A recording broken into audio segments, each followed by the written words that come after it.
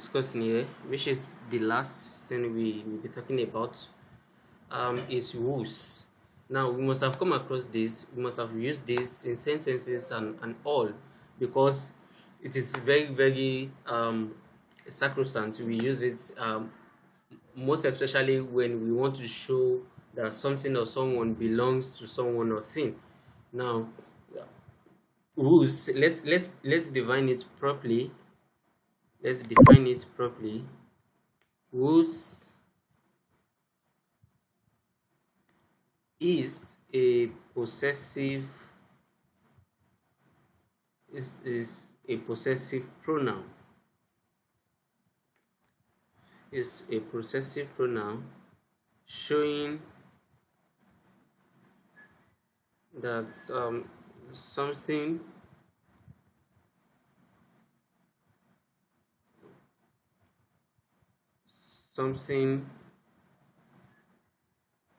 or someone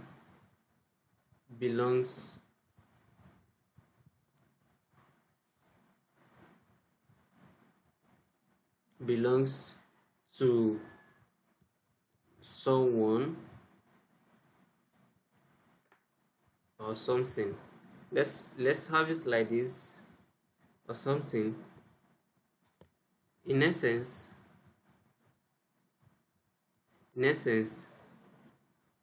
it shows ownership.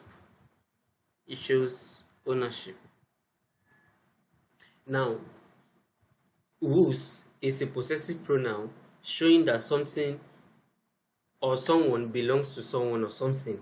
In essence, it shows ownership. So when we are using whose, we are simply saying that something belongs to someone. We want to show ownership.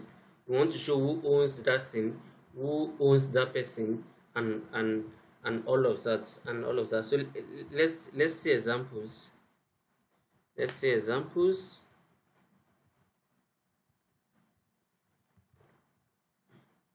Let's see example.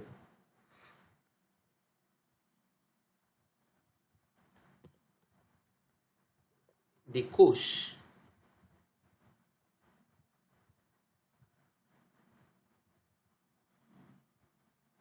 shows someone whose record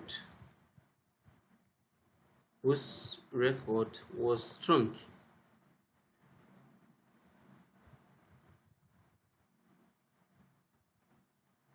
Now, or let's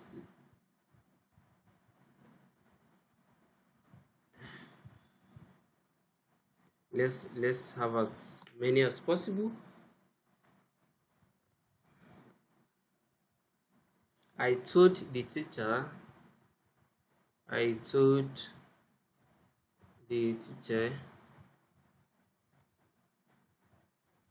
whose faults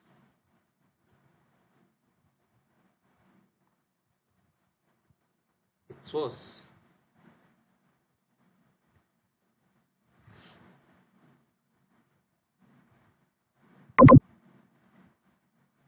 I told the teacher whose fault it was. What other examples can we have?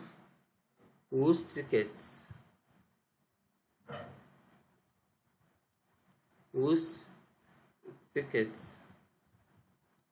is this? That is when we are asking questions. Whose car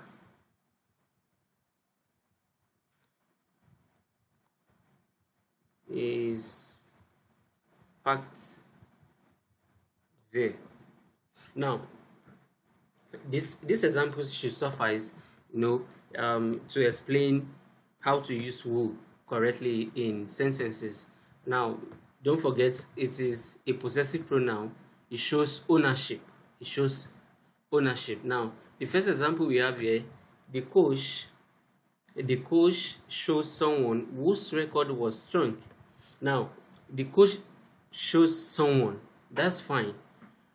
But why did the coach choose this particular person? Because his record was strong.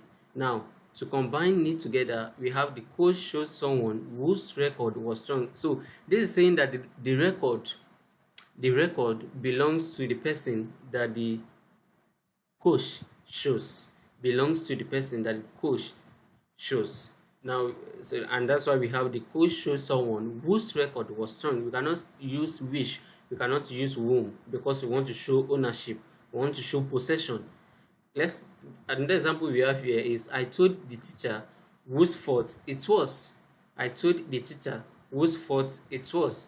Now, I am telling the teacher, or I was telling the teacher whose fault it was.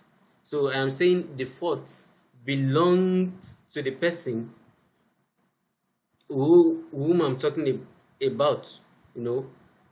I told the teacher whose fault it was. The fault belonged or belongs to the person. The fault belongs to the person. So I told the teacher whose fault it was. So the fault is not mine, it's not the teacher's, but it belongs to the person we are talking about. It belongs to the person we are talking about. We also use it to ask questions. Whose ticket is this? Whose car is parked there? Whose ticket is this? Whose car is parked there? So when I ask whose ticket is this, I want to know who owns the ticket. When I ask whose car is parked there, I want to know who owns the car. So we use it most of the time to show ownership, to ask questions about ownership, to ask questions about possession, to ask questions about who owns what we are talking about. So this is much we can say about whose. So stay tuned as we'll be discussing a lot of things, a lot of mistakes that we constantly make, and the essence is not to continue making them habitually, but to stop making these mistakes, committing these grammatical blunders, and to become better, in the language. Thank you, and God bless.